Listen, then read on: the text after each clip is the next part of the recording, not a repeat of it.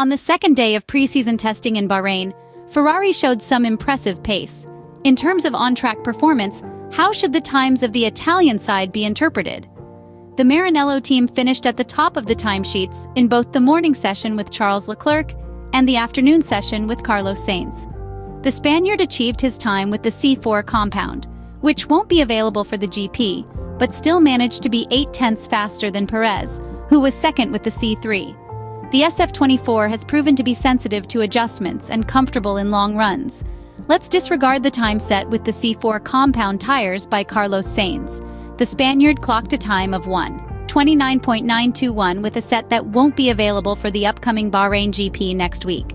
Statistically, we can only say that on the second day of preseason testing, the Spanish driver was within a couple of tenths of Max Verstappen's pole position from last year, 1:29.708, giving the impression that the new generation ground effect cars should go faster tomorrow. Ferrari made its presence felt by leading both the morning session with Charles Leclerc, shortened due to a manhole cover issue, and the afternoon session with Carlos Sainz.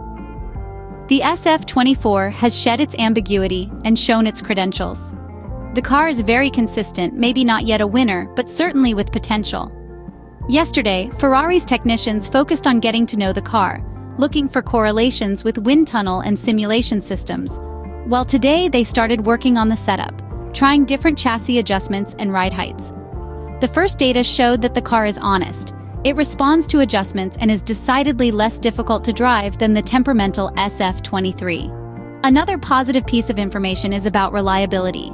A total of 138 laps were covered, 84 by Carlos Sainz and 54 by Charles Leclerc, equivalent to almost 5 GPs in 2 days without a real problem, outperforming Red Bull, 128 laps with Perez, and Mercedes, 123 laps with Hamilton, while McLaren didn't go beyond 87 laps, also due to a fuel pickup issue.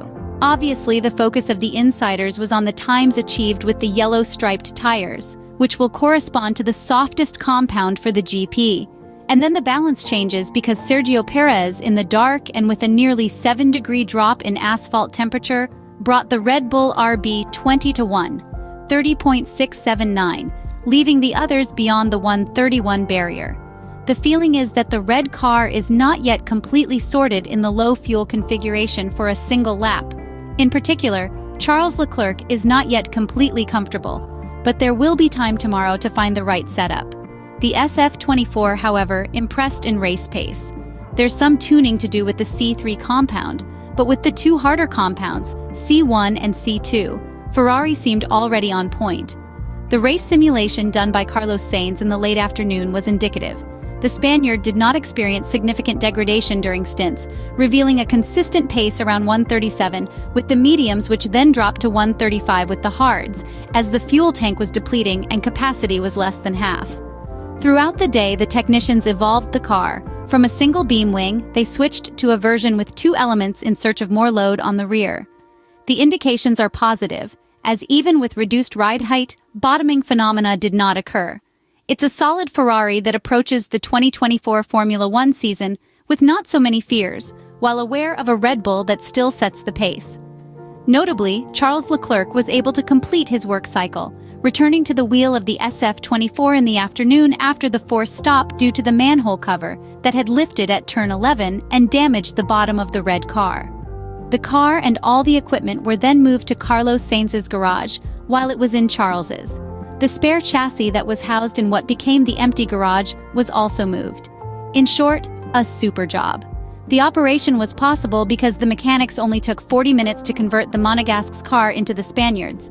No miracle behind this. The team manager, Diego Ioverno, had prepared the crew in a rigorous training exercise done at home.